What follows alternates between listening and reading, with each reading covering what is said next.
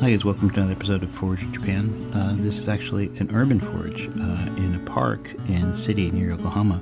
I'm doing this live stream for my friend Andrew, and his son Hammy. Hi guys, if you're out there.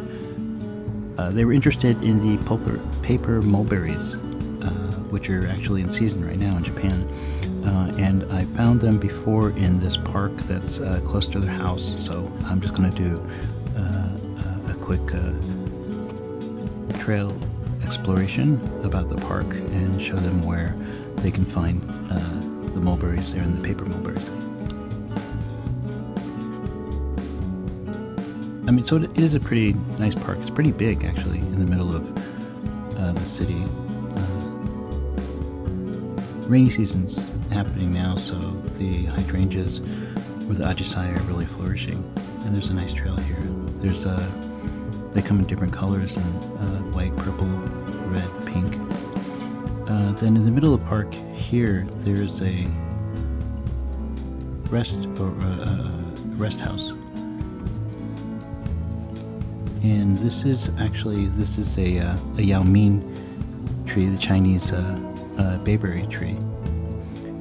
I came here last year, and it was a really big tree, and it had a lot of fruit. But this year, some reason, I guess the park, it wasn't fruiting, or they cropped it, or they pruned it. It's a nice shape, but it seems like it's not going to fruit this year. And so the bayberry tree is, the trunk is usually straight, and the branches go off into the side. The tree is gray with spots and smooth bark. But yeah, it was really. We picked a lot of bayberries from last year, but this year I'm not really sure. But that comes later in beginning of July, maybe. So I'm going to go down a little bit further. There's a big pond in the middle of the park, and on the right side of that, there's a firefly sanctuary. There's a big area which has some clean water, and the fireflies grow up here, so actually you're not allowed to go inside, so that it gives the fireflies a chance to live in a nice environment. And then in summer they can come out at nighttime, and people can come and watch and see the fireflies here. Then on the right side of the park, going opposite the pond, I'm going to look, there's some hydrangeas, and then there should be some mulberry trees.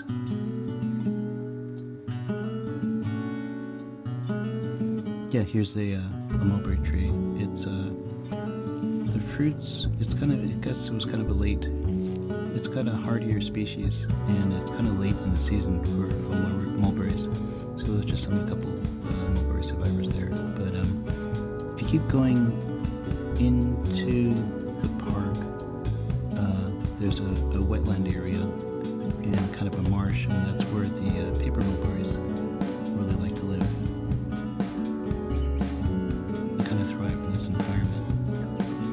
And yeah, here's a paper mulberry tree. You can tell by the shape of the leaf, which is hard, and the underbelly has the branches. The leaves are nice, and they're good sauteed, they're edible, and then they're kind of, this is a mulberry. This is the mulberry tree. You can tell paper mulberry tree because the leaves, and then if you look on the underside, they have the fruit, which looks kind of like hairy globs when they're unripened and green, and then the flesh or the plume, the fruit, comes out like a raspberry.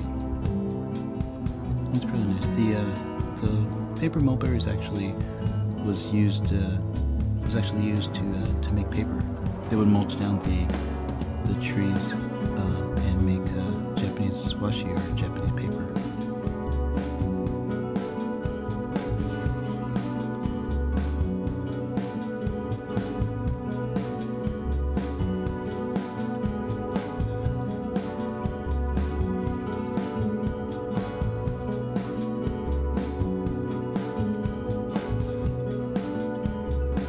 And I found another tree.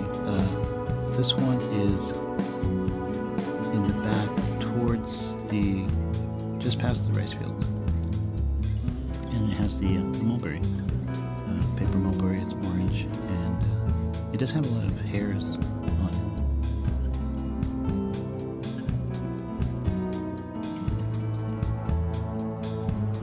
But I collected them. They lose their color if they're cooked or heated. I've tried heating them, but I think the best way is just to, if you collect them, maybe you can sweeten them a little bit with some honey or sugar, and then just use them as is, as a fruit on yogurt.